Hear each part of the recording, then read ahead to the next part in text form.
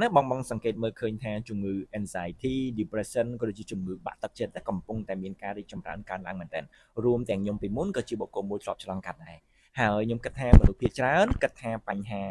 ជំងឺបាក់ទឹកចិត្ត depression អីហ្នឹងវាកើតចេញអំពីសម្ពាធការងារកើតចេញអំពីជីវិតផ្ទាល់ខ្លួនក៏ដូចជាបញ្ហាផ្លូវចិត្តរបស់យើងម្នាក់ៗរៀងៗខ្លួនក៏ប៉ុន្តែថ្ងៃនេះខ្ញុំចង់ចែករំលែកបងថាបញ្ហាសុខភាពផ្លូវកាយនិងផ្លូវចិត្តពីរអ្នកហ្នឹងគឺវាមានទំនាក់ទំនងយ៉ាងជិតស្និទ្ធមែនទែនហ្នឹងហើយនេះគឺជា reference ដែលខ្ញុំចង់ចែករំលែកជូនបងឲ្យបងយល់ថានៅពេលណាដែលរាងកាយរបស់យើងកំពុងតែមានភាពស៊ាំជាមួយនឹងអាំងសាលីនណាវាធ្វើឲ្យយើងប្រឈមមុខជាមួយនឹងបញ្ហាទំនាក់ទំនងនិងបញ្ហាជំងឺ depression មែនទែនជាទូទៅរាងកាយរបស់យើងខួរក្បាលរបស់យើងត្រូវការថាមពលចេញពីប្រភព glucose ប្រភពស្ករប្រភពកាបូអ៊ីតាដែលបងញ៉ាំចូលទៅដើម្បីឲ្យខួរក្បាលរបស់បង strong មានថាមពលក៏ប៉ុន្តែនៅពេលណាដែលបងមានបញ្ហាភាពស៊ាំអាំងសាលីនណាវាធ្វើឲ្យខួរក្បាលរបស់យើងលែងទទួលយកថាមពលចេញពីប្រភពស្ករហ្នឹងហើយទោះបីជានៅក្នុងឈាមរបស់បងមានកម្រិតជាតិស្ករឬក៏អាហារដែលបងញ៉ាំហ្នឹងមានកម្រិតជាតិស្ករខ្ពស់ក៏ប៉ុន្តែខួរក្បាលរបស់បងលែងទទួលយកថាមពលចេញពីប្រភព glucose ពីប្រភពកាបូអ៊ីតាហ្នឹងទៀតហើយដោយសារវារារាំងជាមួយនឹងភាពស៊ាំអាំងសាលីនអញ្ចឹងវាធ្វើឲ្យខួរក្បាលរបស់យើងចាប់ផ្ដើម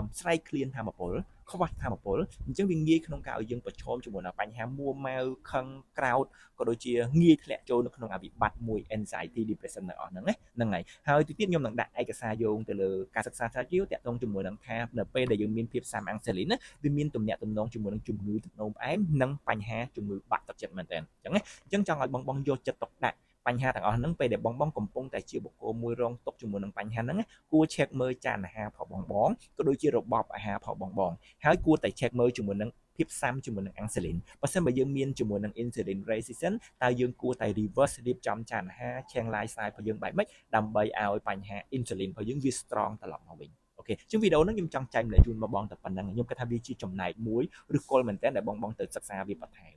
អរគុណ